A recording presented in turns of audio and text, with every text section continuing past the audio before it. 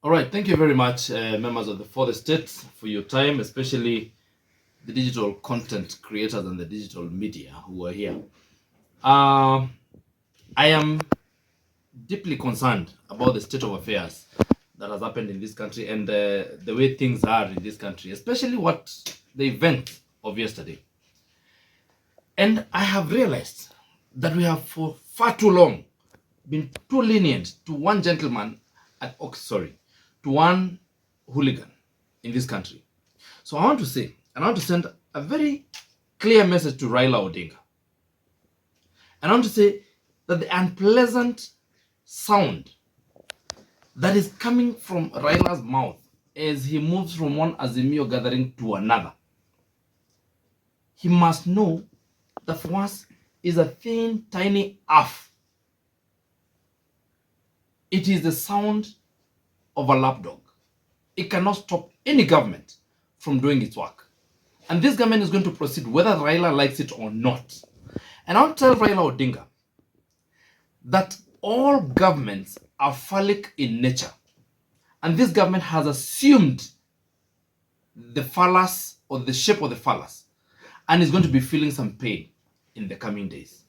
So I want to tell you, Raila Odinga, we have been giving you some time to establish your capacity or lack thereof. And we have found out that you have no capacity to disrupt this country. We have just been lenient to you, and we are going to come for you. And when we come for you, you will be rotting in jail in Kingongo, and I will be in charge. And I'll be the one who will be there in Kingongo, making sure that you rot incommunicado. You will not be talking to anybody. And I also know that once we have hit Raila Odinga, these are the culprits, the small people here have no capacity to hold this nonsense that Raila has been doing. Therefore, I want to say I've observed and seen Mother Karua, Kalonzo Hapo, and Raila Odinga. And when I see them, I just see Mr. See No Evil, Mrs. Sin Hear No Evil, and the evil himself, just inciting themselves and allowing themselves to go around and thinking that they have a monopoly of violence. I want to tell you, gentlemen, you have no monopoly of violence. You have just been quiet.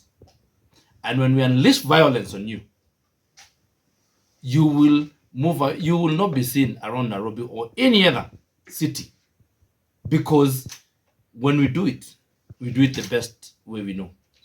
And I also want to say, people must realize that there's this huge love affair between Mr. Raila Odinga and Mr. Raila Odinga. And that is fodder for thespians.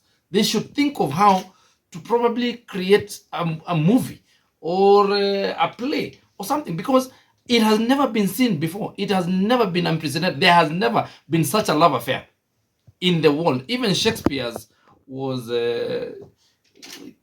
child play.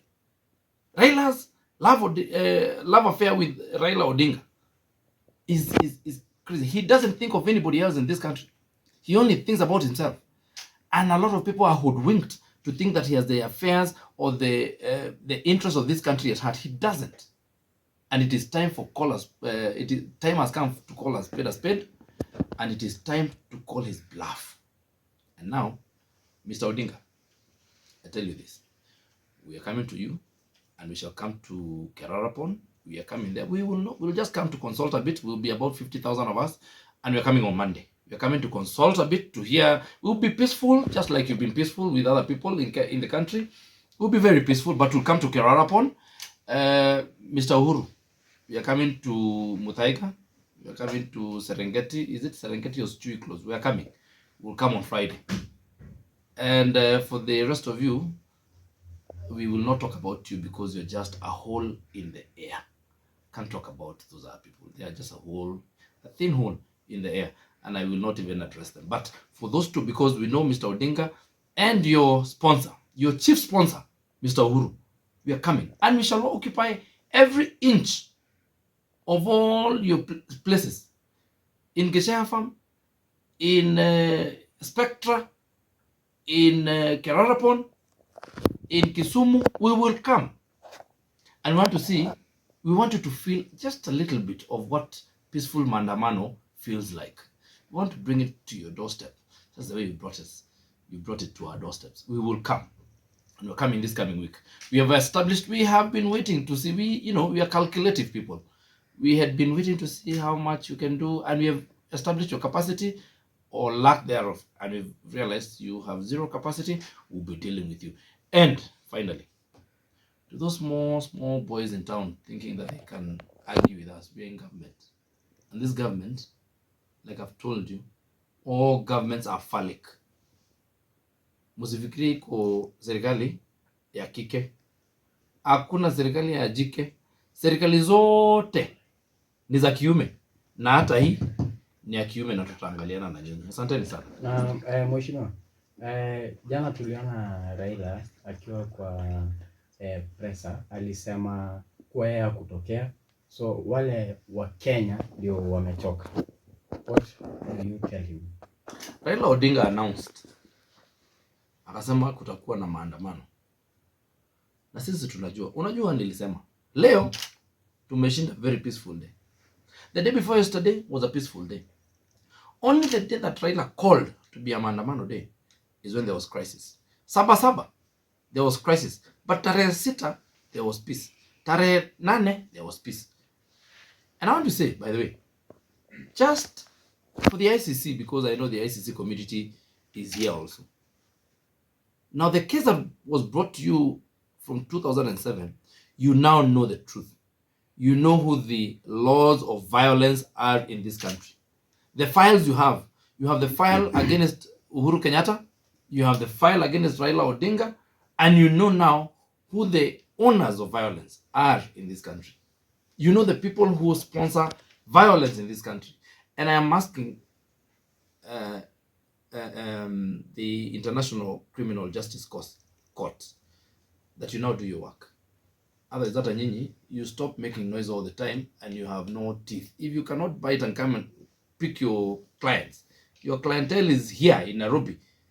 Just come and pick your clientele. Raila Odinga is your client number 1. Uhuru Kenyatta is your client number 2. Martha Karua is your client number 3. And Eunice Wamalwa is your client number 4. Come and pick them. They belong to you. Go and stay with them. We don't want them here. So please, just leave us. Perhaps just to ask, why is it so hard for the government to give these people who are saying that they do peaceful maandamano time for them to make noise and then go home? Why is it that they have to tear gas them? Yesterday, you saw what happened. As early as 8 in the a.m. in Luthuli, you saw people breaking into people's houses, into people's businesses. People were looting TVs, electronics, everything. Shops were looted. Yesterday, 8 p.m., there was no police officer in sight. You have seen that video going around. There was no police officer in sight. So are you saying that we allow anarchy in this country? Did you see the one police carrying gases to their pickup?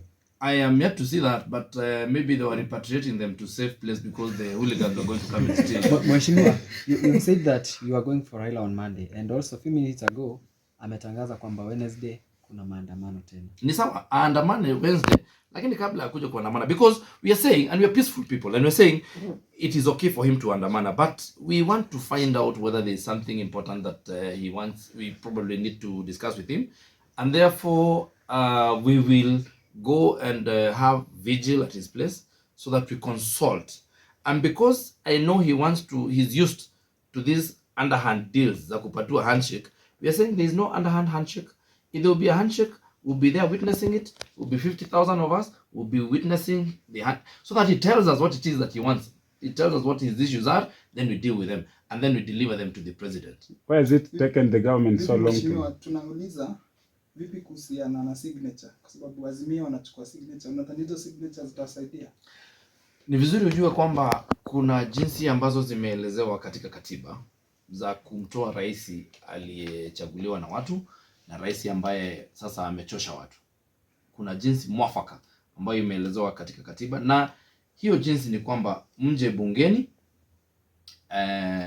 bunge mmoja aseme kwamba iko haya mambo na kwamba wanataka ako na mswada wa kumuondoa rais katika kiti chake, na hivyo basi aanzishe mswada na ambao tutaujadili, na akiweza kushinda basi tunaendelea kutoa rais. Lakini sasa kuchukua sahihi ama kufanya watu wachukue sahihi zao katika huko kwa vibanda na kila mahali, unajua haiko katika sheria, na kwa hivyo ni kazi ya kufanyisha wananchi ujinga. Lakini nimeona mahali wanasema kwamba watatumia sahihi hizo kwa kazi nyingine mwaka ujao.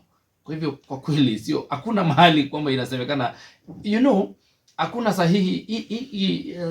Jambo la kumuondoa rais kutoka kiti sio jambo kama yale mambo mengine ya kusema kwamba mnataka ile BBI ilitaka inaitwa referendum. Hapana, sio mambo ya sahihi, ni mambo ya kupitia bungeni, na hakuna jinsi nyingine ya kumtoa rais isipokuwa kwa ile kitu ambayo inaitwa vote of no confidence in parliament. Na hakuna mahali yoyote katika katiba hii katiba, hakuna mahali inasema mchukue sahihi kwa kuondoa rais.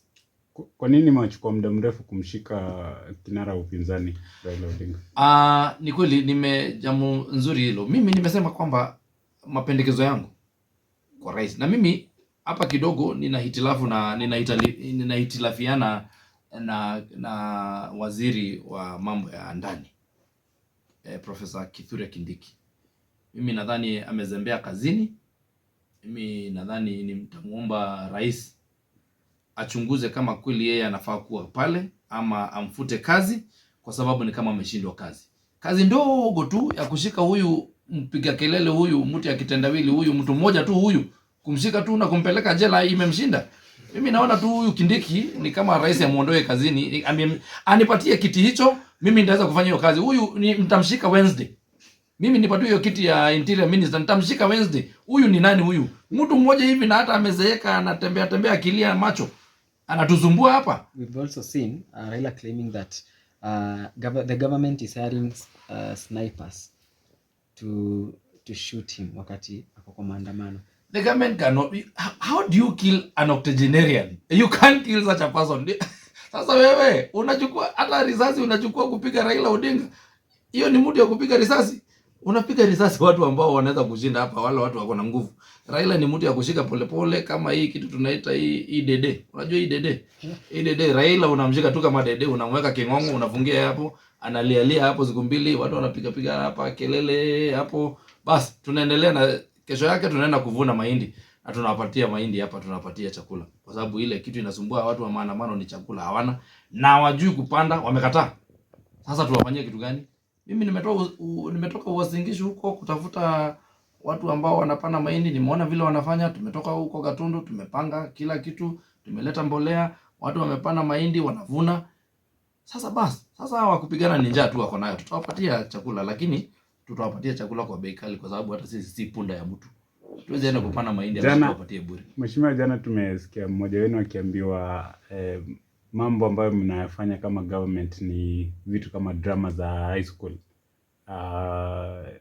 Lekina aliyezungumza hayo. Wewe nikuulize, mtu amekuja kwa bunge akapaka kiti mavi, unataka tuongee maneno yake? Amekuja bila nguo, amekuja bunge bila nguo. Sasa wewe ni mtu wa kujadiliana? Olekina, siwezi kujadiliana mambo ya Olekina. Huyu Olekina, yeye ni mtu gani? Siwezi jadiliana na mtu kama huyo. Huyo ni kijana mwenda wazimu, unaona hata nywele anaweka achani, hakuna kitu bure. Tuwezi jadiliana hiyo maneno ya mtu kama huyo. Mohesh, tukimalizia tu, we've seen Deputy President akipigana na pombe huko Mount Kenya, and a few days ago alimuonya Wajakoya akijaribu kwenda huko kwa sababu atapeleka bangi huko. What's your take on that? Unajua Wajakoya kwanza tumeestablish kwamba anatumika na serikali za kigeni. Alikuwa mtu wa intelligence, anakaa hapa kutumika kutoa intelligence hapa kwa hii nchi kupatia nchi za kigeni. Na sisi tuna wasiwasi sana, kwa sababu yule ni mtu ambaye alikuwa katika serikali ya kitambo na akawa katika security agencies. Sasa mambo yake ambayo tunaona akiadvance ni mambo ya ukora, na that is a very dangerous man. In fact, I am wondering how he was cleared to run for a seat in this country. He's a dangerous man, he's a bad man, ni mlevi na anapenda bangi. Asante sana mheshimiwa. Asante.